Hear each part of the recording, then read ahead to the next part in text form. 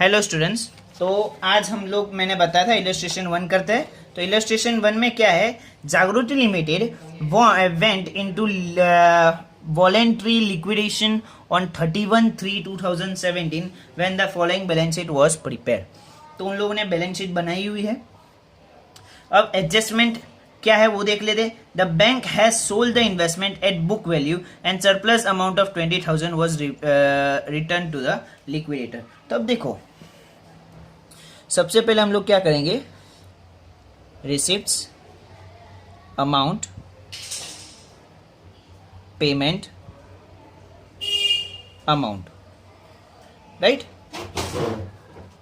अब उसके बाद हम लोग क्या करेंगे, इस तरफ कोई बाइफर्केशन की जरूरत नहीं, क्योंकि यहाँ एक साथ हम लोग को आइटम्स लिखनी है कि सबसे पहले हमारी कैश की आइटम आएगी, that is to cash,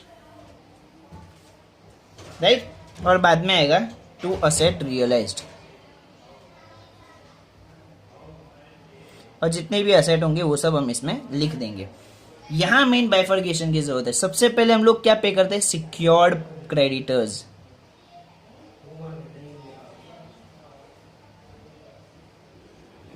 right. Secure creditors के बाद हम लोग क्या पेमेंट करते हैं, उसकी थोड़ी सी लाइन छोड़ देनी है। उसके बाद हम लोग पे करते हैं liquidation expenses and remuneration, right. तो थोड़ी लाइंस छोड़ देनी है, 3-4, लिक्विडेशन एक्सपेंसेस एंड रेम्यूनरेशन। फिर 3 लाइन वापस छोड़ देनी है, 4 लाइन। फिर हमारा नेक्स्ट कौन सा होता है, नेक्स्ट होते हैं preferential creditors.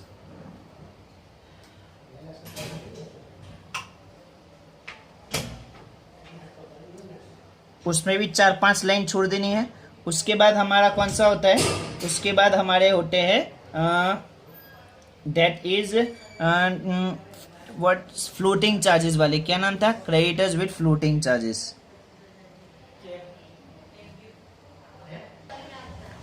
Creditors having floating charges, उसमें तो मोस्टली वही आते हैं, अपने डिबेंचर होल्डर्स ही आते हैं,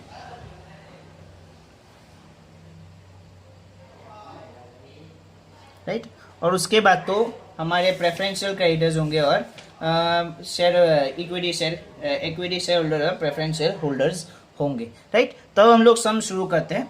सबसे पहले हम लोग एक बाय एक एंट्री पढ़ते जाएंगे और उसको हम लोग पेमेंट करते जाएंगे। सबसे पहले शेयर कैपिटल्स, तो शेयर कैपिटल को अभी हम लोग पेमेंट नहीं कर सकते, at the and he payment करना पड़ेगा। फिर प्रेफरेंशियल उनको ही बाद में पेमेंट करना पड़ेगा। फिर general reserve, long term borrowing 15% debentures, bank loan secured by investment. अब ये सिक्योर्ड क्रेडिटर्स हुए बैंक लोन। अब उसके बारे में हम लोग को दिया हुआ है, तो bank has sold the investment at book value and surplus amount of 20,000 has return to the liquidator. मतलब कि उन लोगों ने क्या किया, खुद ही इन्वेस्टमेंट बेच दिए, राइट, और जो भी पैसे मिले उन लोगों ने खुद का पेमेंट कर लिया और सरप्लस जो बचा वो 20,000 वापस दे दिया। मतलब सरप्लस ऑफ इन्वेस्टमेंट हम लोग को वापस मिल गया, राइट। कितना, 20,000। ओके। अब सबसे पहले हम लोग ऐसा करते हैं कि रिसिप्ट साइड सब पहला खत्म कर देते हैं। कैश भी है हमारे पास, कितना है, 9100 है। फिर हमारे पास other asset realise, building, furniture, machinery, stock और डेटर्स सबका दिया हुआ है। बिल्डिंग का कितना है, बिल्डिंग का है 3 लाख, फर्नीचर का 2000 है, मशीनरी 3 लाख है, राइट। फिर स्टॉक है, स्टॉक कितना है, दैट इज 2,60,000 है। फिर डेटर्स है, डेटर्स 20,000 है। टोटल करते हैं तो इन सबका कितना आता है, 9,02,000, राइट। अब इसके अलावा कुछ और असेट्स में बचता है, नहीं बचता, राइट। तो ये हमारा असेट खत्म हो गया। अब लायबिलिटी की बात करें तो लायबिलिटी में सबसे पहला हमारा इस तरफ पेमेंट साइड आएगा। सिक्योर क्रेडिटर्स, तो सिक्योर क्रेडिटर्स तो बैंक लोन खत्म हो गया। अब करंट लायबिलिटी में क्रेडिटर्स है, वो तो अनसिक्योर्ड क्रेडिटर्स में जाएंगे। फिर आउटस्टैंडिंग डिबेंचर इंटरेस्ट, वो तो फ्लोटिंग चार्जेस में जाएंगे, creditors with floating charges. Salary of clerk, वो प्रेफरेंशियल क्रेडिटर्स में जाएगा। सैलरी ऑफ सेल्समैन, हम लोगों ने पढ़ा था राइट कि सिक्योर क्रेडिटर्स जो होते हैं उनके साथ साथ वर्कमैन के ड्यूज भी हमें पेमेंट करने होते हैं। तो सैलरी ऑफ वर्कमैन पेमेंट करना पड़ेगा हमें, पूरा का पूरा 18,000 यहाँ। ये सिक्योर क्रेडिटर्स के साथ ही होते हैं इन लोग का भी पेमेंट, वर्कमैन का राइट। फिर प्रोविडेंट फंड, वो भी प्रेफरेंशियल क्रेडिटर्स में जाएगा। तो हमारा सिक्योर क्रेडिटर्स खत्म हो गया। अब लिक्विडेशन एक्सपेंस एंड रेम्यूनरेशन में देखे तो सबसे पहले लिक्विडेशन एक्सपेंस हमें एडजस्टमेंट में दिया हुआ है, कितना है liquidation expense, that is 15,000। Liquidation expense 15,000 right. फिर रेम्यूनरेशन, लिक्विडेटर्स रेम्यूनरेशन भी है, तो लिक्विडेटर्स रेम्यूनरेशन कितना है, दैट इज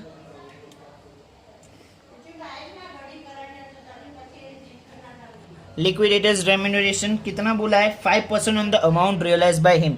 तो ये सारी अमाउंट रियलाइज है 9,02,000, उसका 5% इंटू 9,02,000, तो 9,02,000 का 5% दैट इज 45,100 राइट। उसके बाद प्रेफरेंशियल क्रेडिटर्स में देखें तो प्रेफरेंशियल क्रेडिटर्स में कौन कौन आएगा, तो सबसे पहला हमारा करंट लायबिलिटी में देखें तो क्रेडिटर्स, वो तो अनसिक्योर्ड में जाएंगे। आउटस्टैंडिंग, वो तो फ्लोटिंग चार्जेस में। सैलरी ऑफ क्लर्क आएगा, आउटस्टैंडिंग सैलरी ऑफ क्लर्क। अब हम लोग को याद होना चाहिए हमारी कंडीशन क्या बोला था कि 4 मंथ्स का लेना है और 20,000 से ज्यादा नहीं होना चाहिए। तो 4 मंथ से ज्यादा का नहीं होना चाहिए, तो ये 3 मंथ का ही है राइट। 3 मंथ का 3 कलर का है, तो टोटल 18,000 है। उसका भी हमें मैक्सिमम कितना बोला था, 20,000, बट हाँ 20,000 पर क्लर्क बोला था हम लोग को। ये जो 3 क्लर्क का दिया हुआ है 3 महीने का, वो 3 क्लर्क का दिया, मतलब एक क्लर्क का कितना है 6,000 है, जो 20,000 होना चाहिए, मतलब कम है तो हम लोग पूरा का पूरा ले सकते हैं। आउटस्टैंडिंग सैलरी ऑफ क्लर्क कितना है, दैट इज 18,000 पूरा का पूरा। क्यों 18,000 पूरा, देखो सबसे पहले तो 4 मंथ से ज्यादा नहीं होना चाहिए, तो 4 मंथ से कम का ही है। सेकेंड, पर पर्सन 20,000 से ज्यादा नहीं होना चाहिए, तो ये 3 पर्सन का मिला के 18,000, मतलब एक पर्सन का 6,000 है, मतलब 20,000 से कम है तो पूरा का पूरा ले सकते हैं। अगर 20,000 से ज्यादा हो जाए तो हम लोग को 20,000 से कम ही लेना है, मतलब 20,000 ही लिखना है। बाकी सब अनसिक्योर्ड में चले जाएगा, ऐसा नहीं है कि उनका पेमेंट नहीं होगा, पर वो सब अनसिक्योर्ड में चले जाएंगे राइट। उसके बाद हम लोग का प्रोविडेंट फंड है, प्रोविडेंट फंड भी पेमेंट होगा, इसी में होगा प्रेफरेंशियल क्रेडिटर्स में। प्रोविडेंट फंड कितना है 50,000 राइट। तो हमारे ये तो खत्म हो गए प्रेफरेंशियल क्रेडिटर्स। अब क्रेडिटर्स हैविंग फ्लोटिंग चार्जेस, उसमें डिबेंचर का पेमेंट आता है, तो डिबेंचर कितना है 15% डिबेंचर है 2 लाख राइट। तो हम लोग सबसे पहले तो डिबेंचर 15% डिबेंचर का पेमेंट करेंगे, कितना है 2 लाख। उसके साथ साथ उसका आउटस्टैंडिंग इंटरेस्ट भी पेमेंट करेंगे। आउटस्टैंडिंग इंटरेस्ट वो कितना है, आउटस्टैंडिंग इंटरेस्ट भी बोला है आपको है 30,000 राइट। और ये तो ठीक, बट इसके साथ साथ आप ध्यान से अपना एडजस्टमेंट करो, तो debenture holder were paid on 39, मतलब 39 को हम लोगों ने पेमेंट किया था, बट हमारी जो बैलेंस शीट है वो 31/3 की है, मतलब 4, 5, 6, 7, 8, 9, मतलब 6 मंथ्स का इंटरेस्ट अभी हम लोगों ने दिया नहीं है। आर यू गेटिंग इट, मैं जो बोल रहा हूँ 39 को पेमेंट किया, मतलब हमारी जो बैलेंस शीट बनी है उसके 6 महीने बाद पेमेंट किया, मतलब ये 6 महीने का भी इंटरेस्ट देना पड़ेगा, तो वो भी इंटरेस्ट देना पड़ेगा।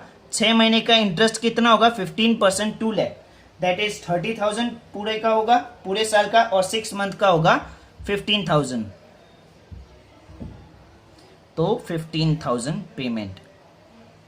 तो टोटल कितना पेमेंट होगा डिबेंचर को 2,45,000 okay. Creditors having floating charges हो गया। अब अनसिक्योर्ड क्रेडिटर्स की बात करें तो अनसिक्योर्ड क्रेडिटर्स कौन से हैं? हमारे पास सिर्फ एक ही है, दैट इज अ क्रेडिटर। तो उसको पेमेंट कर देंगे, कितना है? 2 लाख, राइट। अनसिक्योर्ड क्रेडिटर्स के बाद हमारे प्रेफरेंस शेयर होल्डर्स को पेमेंट होगा और फिर इक्विटी शेयर होल्डर्स को। तो प्रेफरेंस शेयर होल्डर्स का कितना है? कैपिटल है 1 लाख, तो प्रेफरेंस शेयर होल्डर्स को मिलेगा, सबसे पहले प्रेफरेंस शेयर होल्डर्स को मिलेगा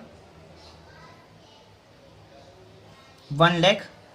अब उसके रिलेटेड भी एक एडजस्टमेंट है। क्या बोला है कि प्रेफरेंस शेयर क्यूमुलेटिव है, मतलब कि एक साथ पेमेंट करना है। मतलब कि अगर कोई ईयर में डिविडेंड नहीं दे पाए तो उसका डिविडेंड नेक्स्ट ईयर आपको देना पड़ेगा, और वो भी नहीं दे पाए तो उसके नेक्स्ट टू नेक्स्ट ईयर वो दोनों का देना पड़ेगा। क्यूमुलेट होते जा रहा है। जबकि काफी प्रेफरेंस शेयर होल्डर्स ऐसे होते हैं कि अगर इस साल नहीं दे पाए तो कोई बात नहीं, पिछले आते साल सिर्फ वही साल का देना है, जो पिछले साल नहीं दिया वो वापस पेमेंट नहीं करना, राइट। वो अनक्यूमुलेटिव है। ये क्यूमुलेटिव मतलब कि आपने इंटरेस्ट नहीं पे किया तो वो बढ़ता जाएगा, एक्यूमुलेट होता जाएगा, इकट्ठा होते जाएगा, राइट। तो क्यूमुलेटिव है। और प्रेफरेंस शेयर्स का डिविडेंड हम लोग ने 2 साल से पेमेंट नहीं किया तो वो भी करना पड़ेगा। उसका भी हम लोग ने पॉइंट देखा था कि सबसे पहले प्रेफरेंस शेयर होल्डर्स का अगर डिविडेंड भी बाकी है तो वो भी पेमेंट करना है। तो आउटस्टैंडिंग डिविडेंड, आउटस्टैंडिंग डिविडेंड कितना है? दैट इज आउटस्टैंडिंग डिविडेंड 2 साल का है। 10% 1 लाख पे 10,000 हुआ तो 2 साल का 20,000 हुआ, तो 20,000। अब टोटल अप कर लो, जितना भी पैसा बचेगा वो सब हम लोग किसको देंगे? इक्विटी शेयर होल्डर्स को। देखो यहाँ क्यों ऐसा किया, क्योंकि अब जितने भी पैसे बचे उस पे इतना उन लोग का ही हक है। ज्यादा मिले तो भी उनका हक है, कम मिले तो भी उनका हक है, राइट। तो हम लोग करते हैं 91,000 plus 9,02,000, wait meet 9,02,000 plus 9,100, that is 9,11,100। उसमें से हम लोग इस सबको माइनस कर देते तो 18,000, 15,000, 45,100, 18,000, 50,000, 2,45,000, 2 लाख, 1 लाख एंड 20,000। 2 लाख रुपए बचे, 2 लाख रुपए का पेमेंट किया जाएगा। अब ये 2 लाख इसलिए नहीं है क्योंकि उन लोग का शेयर कैपिटल 2 लाख है, ये इसीलिए है कि अब जितना भी अमाउंट बचेगा उन लोग को ही मिलेगा। अगर 3 लाख बचता तो भी उनको जाता, 4 लाख बचता तो भी उनको जाता, और 50,000 बचता तो भी उन लोग को ही जाता। अनलेस एंड अनटिल अगर आपको कोई ऐसा एडजस्टमेंट में पॉइंट नहीं दिया कि प्रेफरेंस शेयर होल्डर्स को भी सरप्लस में देना है, तब तक आपका ऐसे ही करना है। अगर दिया होगा तब का हम लोग तब देखेंगे, राइट। तो आज के लिए बस इतना ही। आज एक ही सम करवाते हैं, कल हम लोग दूसरा सम करेंगे। That's it for the day. Thank you and have a nice day.